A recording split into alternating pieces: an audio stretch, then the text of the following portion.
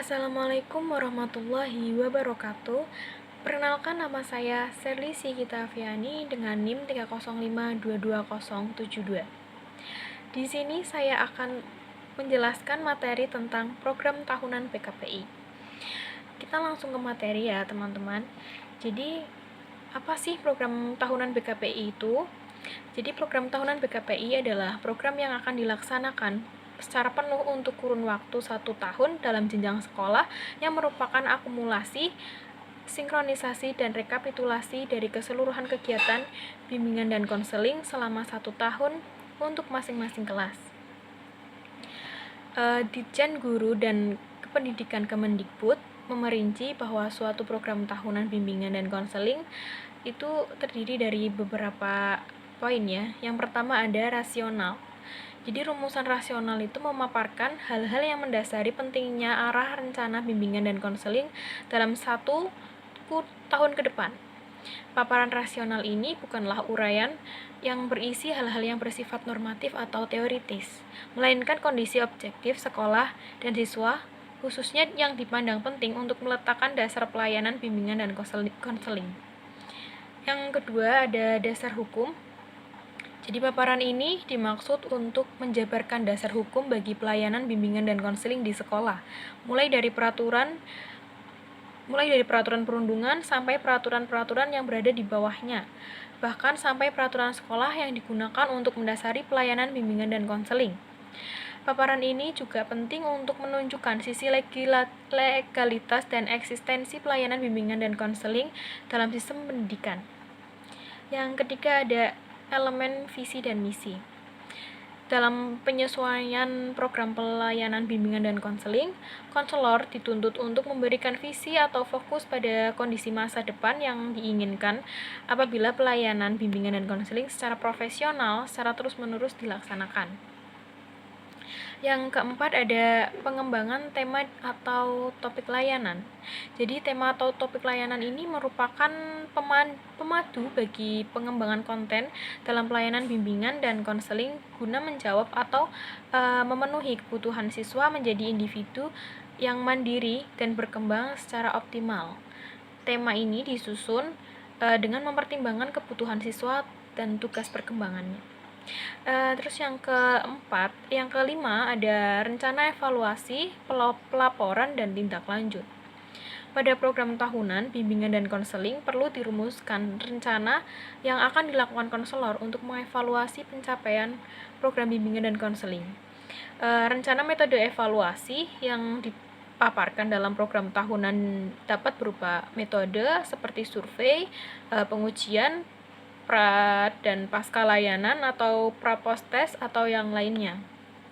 Dan yang terakhir itu ada sarana prasarana anggaran biaya. Jadi pada elemen ini, konselor ini menyusun rencana fasilitas yang diperlukan untuk mengimplementasikan program tahunan bimbingan dan konseling. Fasilitas yang disajikan mencangkup sarana, prasarana, dan pembiayaan.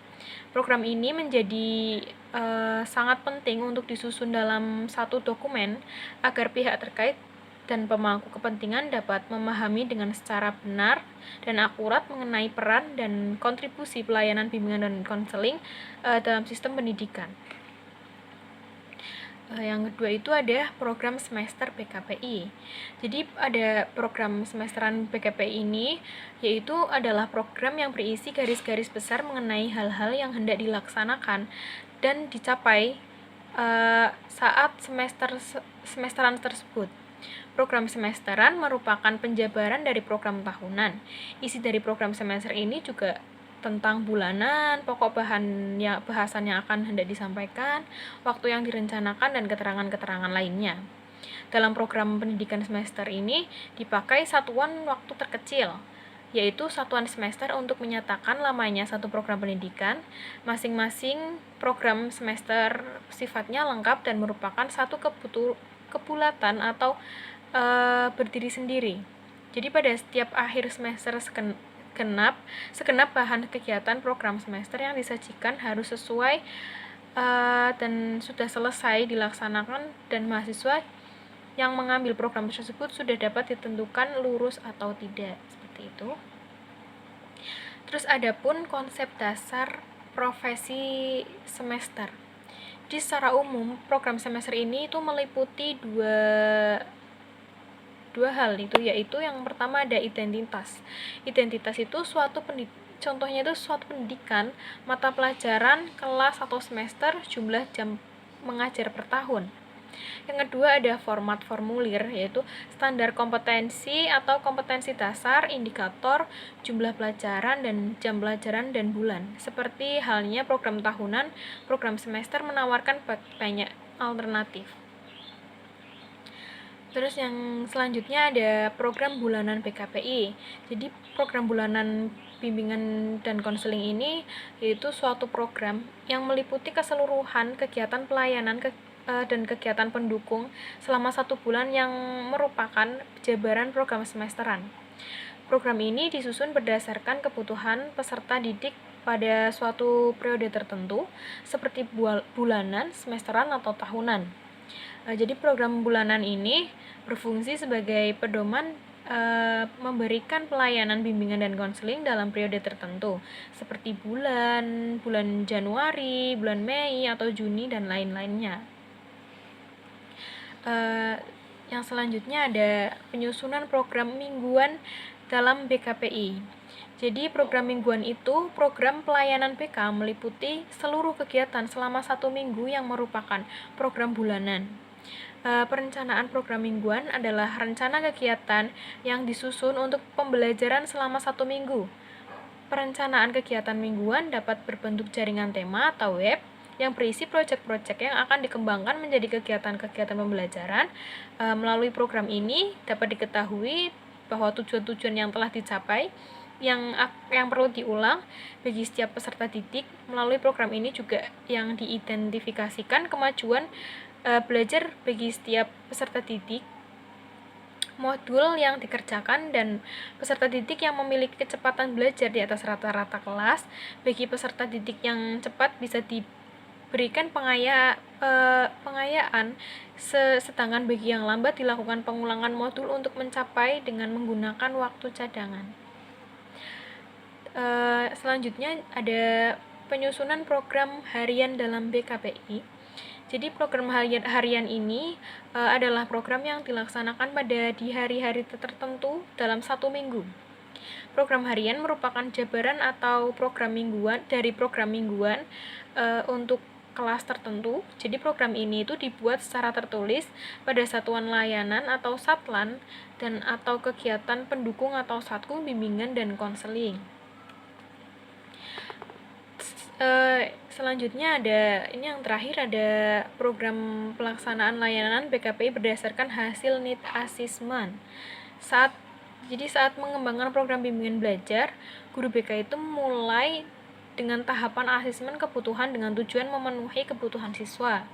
Jadi langkah selanjutnya itu adalah guru BK itu memperjelas kebutuhan siswa dengan harapan rumusan ini dapat memberikan arahan dan fokus layanan yang diberikan kepada siswa.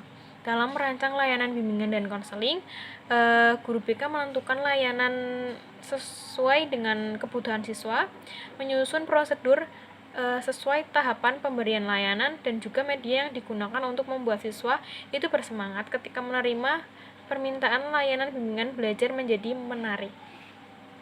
Selanjutnya ada tahap pelaksanaan program menurut Kementerian Pendidikan Nasional. Jadi tahapan yang harus dilalui dalam pelaksanaan program ini adalah ada beberapa tahap, yaitu yang pertama ada tahap perencanaan. Jadi program unit pelayanan dan kegiatan ini kegiatan pendukung akan direncanakan secara tertulis dan menyebutkan maksud dan tujuan, bahan, metode, waktu, tempat, dan rencana evaluasi. Yang kedua ada tahap pelaksanaan. Program tertulis satuan kegiatan, pelayanan, atau penunjang dilaksanakan sesuai rencana. Yang ketiga ada tahap evaluasi. Jadi pada tahap evaluasi ini hasil kegiatan diukur berdasarkan nilai.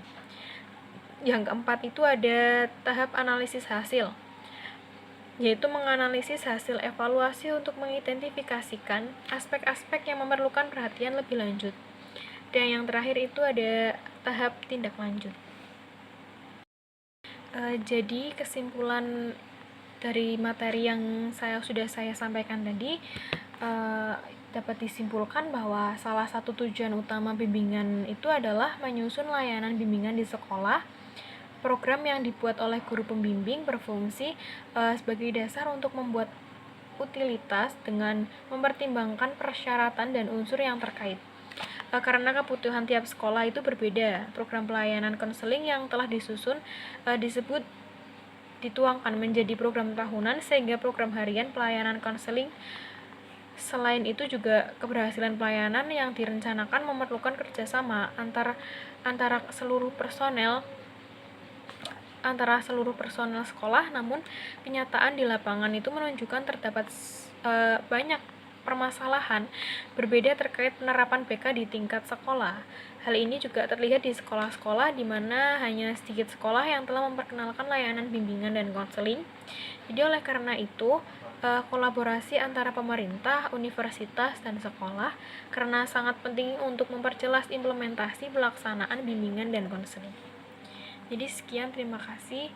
Itu saja yang bisa dapat saya sampaikan. Mohon maaf apabila ada tutur kata yang kurang berkenan dan terbata-bata. Saya mohon maaf dan terima kasih setelah menonton dan melihat penjelasan saya ini. Terima kasih. Wassalamualaikum warahmatullahi wabarakatuh.